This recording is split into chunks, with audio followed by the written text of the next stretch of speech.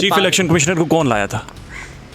देखिए, chief election commissioner की नुमाइंदगी डायरेक्टली इमरान खान साहब कहते हैं कि मैंने नहीं की। एक इंटरव्यू एस्टेब्लिशमेंट लाई थी उसे, उनका नाम कहीं से आया था।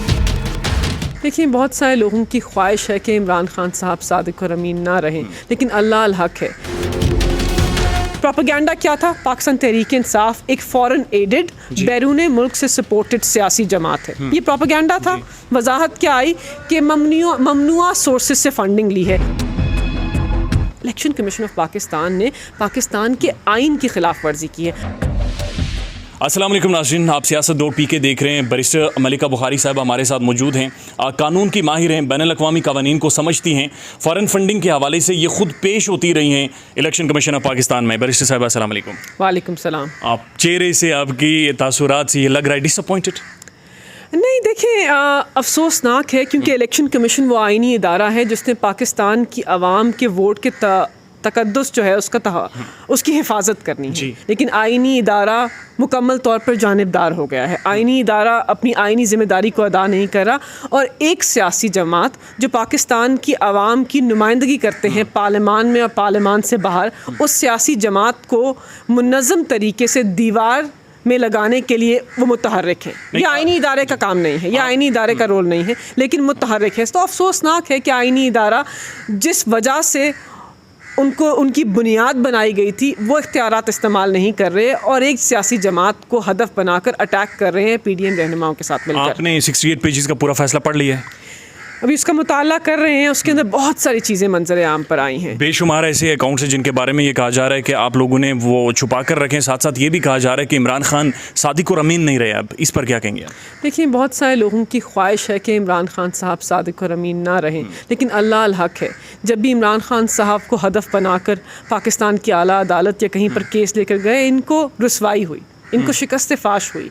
तो जो हदफ ये बनाना चाह रहे हैं और जो मुनज़्ज़म तरीके से इलेक्शन कमीशन, PDM के रहनुमा और बहुत सारे एक्सटर्नल फोर्सेस हैं, उन सब ने मिलकर जिस तरह से फॉरेन फंडिंग का जो केस है उसको आगे बढ़ाया है, पाकिस्तान की आवाम सब समझ रहे हैं कि क्या होता है कि फाइनेंशियल टाइम्स का आर्टिकल ऑर्डर के पास होने से 3 दिन पहले शाया होता है। क्यों ऐसा होता है कि PDM के रहनुमा जत्थे की सूरत में आइनी इदारे के पास जाते हैं, और आइनी इदारा जो है वो उनके प्रेशर और दबाव में आकर फैसला सुना देता है। एक मीटिंग होती है।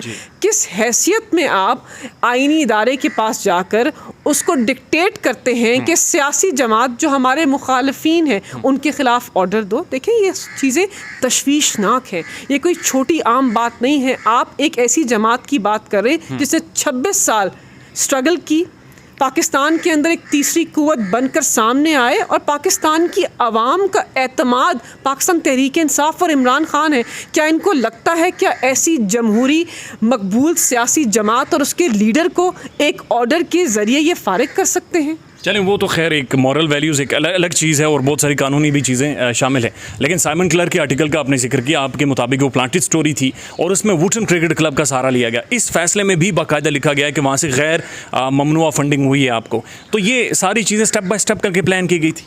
देखिए, हमें पहले दिन से ये वाज़ेह था कि इलेक्शन कमीशन ऑफ पाकिस्तान जो है वो जानिबदार तरीके से फ़ैसला कर रहा है। देखें, क्या तफरीक है। प्रोपेगेंडा क्या था? पाकिस्तान तहरीक इंसाफ एक फॉरेन एडेड बैरून मुल्क से सपोर्टेड सियासी जमात है। ये प्रोपेगेंडा था। वजाहत क्या आई कि ममनुआ सोर्सेज से फंडिंग ली है। उन लोगों से फंडिंग ली है जिनसे नहीं ली जा सकती, जैसे कि जो लोग नॉन रेजिडेंट्स हैं, मतलब पाकिस्तानी नहीं हैं, और ओवरसीज़ पाकिस्तानीज़ नाइका होल्डर्स दे सकते हैं। तो एक तफरीक सामने आई। जो हमारा बयानिया था उसकी तो फतह हुई कि हम एक बैरूनी फंडेड जमात नहीं है। लेकिन इलेक्शन कमीशन ने अपने फैसले के अंदर जिन अकाउंट्स के बारे में लिखा है, जिस तरीके से पाकिस्तान तहरीक इंसाफ के बारे में कहा गया है कि जानबूझकर, जानते हुए, विलफुली, नोइंगली हमने ऐसे लोगों से पैसे लिए हैं जो पाकिस्तानी नहीं थे, ऐसी कंपनी से पैसे लिए हैं जो पाकिस्तानी ओन नहीं थी, दरअसल इसलिए हम शायद एक बैरूनी फंडेड जमात हो सकते हैं। इस फैसले के अंदर बहुत सारी ऐसी चीज़ें लिखी हैं जो कानूनदान समझ रहे हैं, देख रहे हैं, और मैं एज ए कानूनदान समझ रही हूँ कि क्या मवाद इकट्ठा किया जा रहा है और किस तरफ ये जाना चाह रहे हैं। मुर्तज़ा वहाब ने एक ट्वीट किया, पाकिस्तान पीपल्स पार्टी के रहनुमा हैं, कहते हैं कि section 212 of the elections act 2017 के मुताबिक अब तो हमें पाकिस्तान तहरीक इंसाफ को एक foreign aided political party declare करना चाहिए। मतलब आपने हमें इलेक्शंस के अंदर शिकस्त देने में आप नाकाम हो गए, पाकिस्तान की आवाम ने आपके बयानिए को मुस्तरद कर दिया, सियासी महाज पे आप हमसे नहीं लड़ सकते, तो आप अपने हुकूमत वक्त के, वो भी एक इम्पोर्टेड हुकूमत के इख्तियारात को इस्तेमाल कर कर हमें बैरून मुल्क फंडेड जमात कहेंगे। कौन होती है वो जमात जो अपने मुल्क की सालमियत को नुकसान पहुँचाती है, जो मुल्क के अंदर टेररिज्म यानी दहशत गर्दी करते हैं? पाकिस्तान की आवाम क्या पाकिस्तान तहरीक इंसाफ को वो जमात मानते हैं? और क्या हम वो जमात हैं? हरगिज़ नहीं। तो आपके पास क्या मवाद है कि आप हमें foreign aided political party declare करें? और आपने किस हैसियत में ये ट्वीट की? नहीं, एक डिस्टिंक्शन क्रिएट कर देंगे। पाकिस्तान पॉलिटिकल पार्टीज जो एक्ट है उसमें क्लियरली लिखा गया है कि आप बैरून मुल्क से फंडिंग तभी ले सकते हैं जब पाकिस्तानी ओरिजिन के लोग हों। वुटन क्रिकेट क्लब के हवाले से जो आर्टिकल लिखा गया, जो तफसीलात सामने आई हैं, उसके अंदर जो फंडिंग हुई है, दुबई के बहुत सारे शेख फंडिंग कर रहे हैं। दुबई के शेख पाकिस्तान पीपल्स पार्टी को फंडिंग क्यों करेंगे? पाकिस्तान पीपल्स पार्टी की बात पाकिस्तान पीटीआई, पाकिस्तान तहरीक इंसाफ। देखिए, मैं आपको थोड़ा सा कॉन्सेप्ट समझाती हूँ। इमरान खान साहब ने इतराफ़ किया है कि फ़ंड रेजिंग हुई है और पीटीआई या शौकत खानम की फ़ंडिंग, एक क्रिकेट मैच था, एक डिनर था।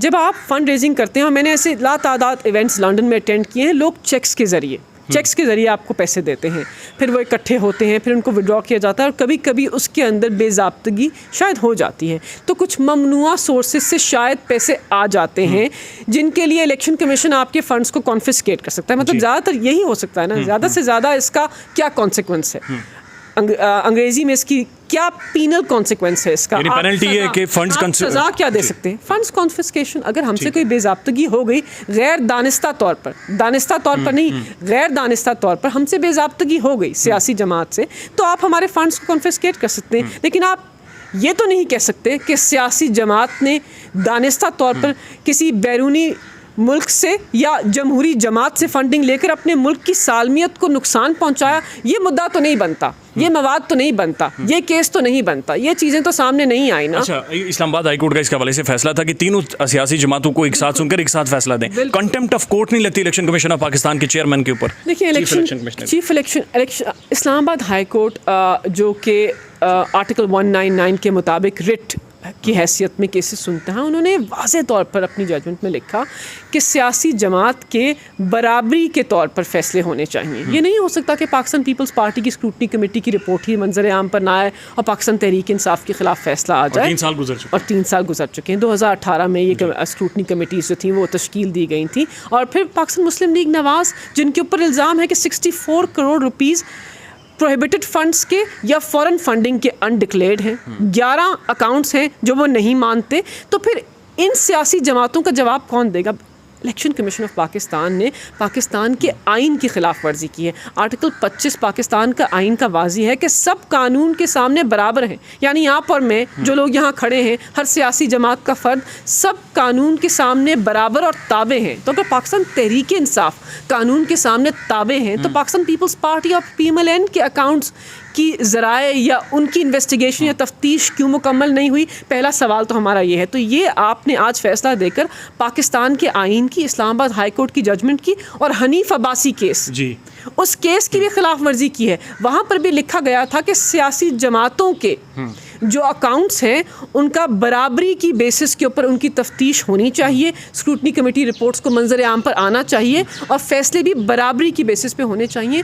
तो किस हैसियत से इलेक्शन कमीशन ऑफ पाकिस्तान ने इस सियासी माहौल के अंदर एक सियासी जमात को हदफ बनाकर हमारे ख़िलाफ़ ऐसा फ़ैसला दिया है, जिसके अंदर फेडरल गवर्नमेंट को मवाद देने की कोशिश कर रहे हैं कि ये लें, हमने लिख दिया है, अब आप जानें और आपके इख्तियारात जानें। यानी ग्राउंड्स बनाए गए हैं फेडरल गवर्नमेंट के लिए कि अब तहरीक इंसाफ के खिलाफ इक़दाम करें। देखिए, मुझे तो एज अ कानूनदान बिल्कुल ये कोई शक नहीं है कि इलेक्शन कमीशन ऑफ पाकिस्तान ने जानिबदारी के साथ ग्राउंड्स बनाए गए हैं कि वफाकी हुकूमत जो है उनके पास इतना मवाद हो कि पाकिस्तान तहरीक इंसाफ को, मुखालफीन को हदफ बनाकर इमरान खान की ज़ात को अटैक करें। देखिए, इमरान खान के ख़िलाफ़ इन्होंने ज़ाती हमले किए। मरीम नवाज़ की पूरी बाई इलेक्शन की कैंपेन में इमरान खान से मुंसलिक ख़वातीन या इमरान खान का किरदार या इमरान खान का इख्तियारात का इस्तेमाल, उन सब को हदफ बनाकर मरीम नवाज़ शरीफ ने एक कैंपेन चलाई, और बहुत ही घटिया, मैं ऐसे अल्फाज इस्तेमाल नहीं करती, गंदी और मोरालिटी से गिरी हुई कैंपेन चलाई। लेकिन पंजाब की आवाम ने क्या कहा? उन्होंने कहा इमरान खान खुददार है, इमरान खान ईमानदार है, इमरान खान से मोहब्बत करते हैं, उसके ऊपर एतमाद का इजहार करते हैं। शायद आप पंजाब ना जीतते और पंजाब में आप हार जाते तो शायद ये फैसला भी ना आता और शायद आर्टिकल भी ना लिखा जाता।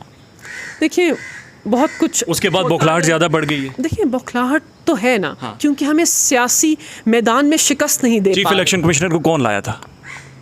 देखिए चीफ इलेक्शन कमिश्नर की नुमाइंदगी डायरेक्टली इमरान खान साहब कहते हैं कि मैंने नहीं की। एक इंटरव्यू में एस्टेब्लिशमेंट लाई थी उसे, उनका नाम कहीं से आया था, एस्टेब्लिशमेंट ने दिया था। शायद।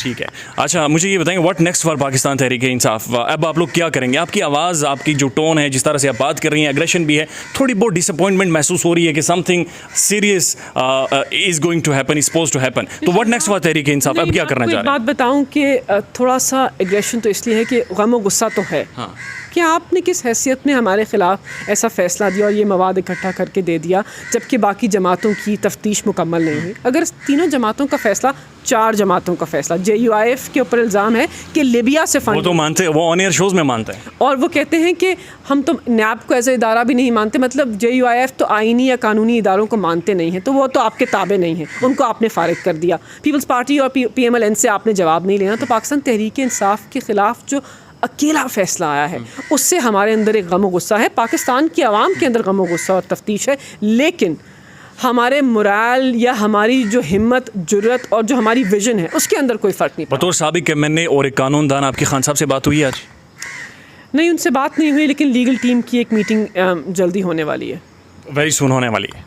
बहुत शुक्रिया मलिका बुखारी साहब, थैंक यू। मलिका बुखारी साहब हमारे साथ मौजूद थी और महसूस हो रहा है कि चीज़ें काफ़ी सारी सीरियस हैं। ख्याल रखिएगा अपना, अल्लाह हाफिज़।